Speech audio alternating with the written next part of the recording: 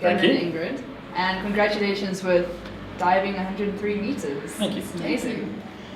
So Ingrid, how did it feel to get into male-dominated sport? It was actually quite overwhelming, and I must say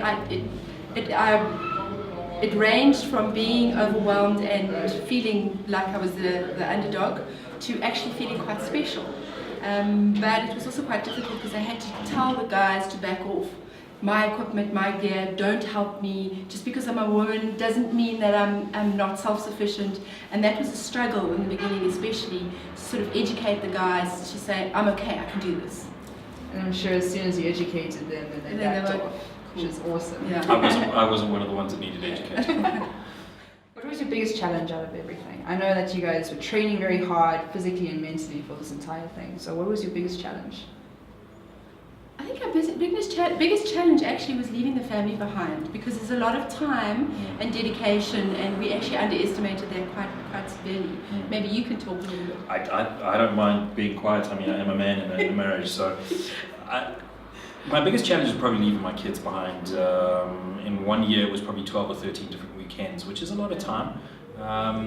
So the rest of it was fine. If you have a look at things like the technical side, the mathematical side, okay, there was some of the mathematical side, there was a bit of a challenge, because I'm not really a really huge maths dude, but you know, you got to calculate, and you got other stuff, and you got computers, so you figure it out. Probably the kids, leaving the kids behind for such long chunks of time. So then from the day you watched the BBC program to diving, how long did it take? I'm guessing a year or... Well, I'm not really quite sure where Simon got all his stories from, but actually no, not so much on the whole diving program. We did the deep dive 2 years after, basically 2 years after we decided we wanted to start technical diving.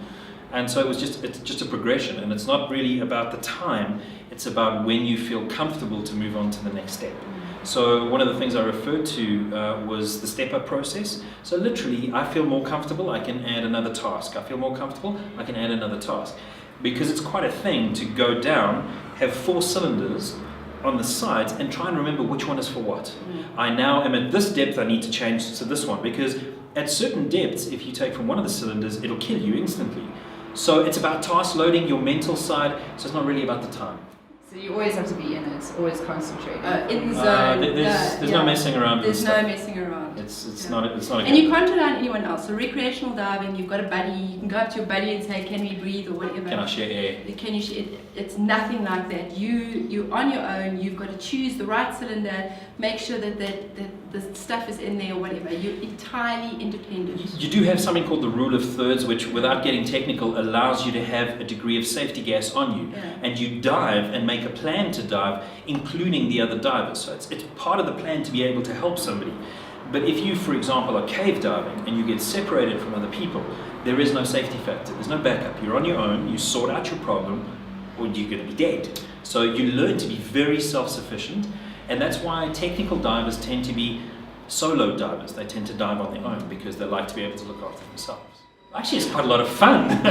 I realized after our talk that it sounds insane, but it's a hell of a lot of fun. It's so challenging, which is the thing that makes it such fun. I can imagine. So, to all the scuba divers out there, what would you guys say to them? Do it. It is amazing. Get to the level that you need to get to with your recreational and go further. There is so much more, and it doesn't have to be open circuit like we're doing. You can go into rebreathers now. There are rebreathers that are easier to get to. It's just, it's amazing. It's a whole new world that's opened up to you. I can remember the very first time I dropped in the sea from the side of a rubber duck on my first dive. And it was like swimming in an aquarium. It was literally like dropping into an aquarium with all of the stuff. That feeling alone is phenomenal. What scuba diving does is it allows people to see another part of the world that they don't normally see. It means that they're more aware of the ocean and what happens in the oceans, which means that they care just a little bit more, which hopefully means they eat less tuna.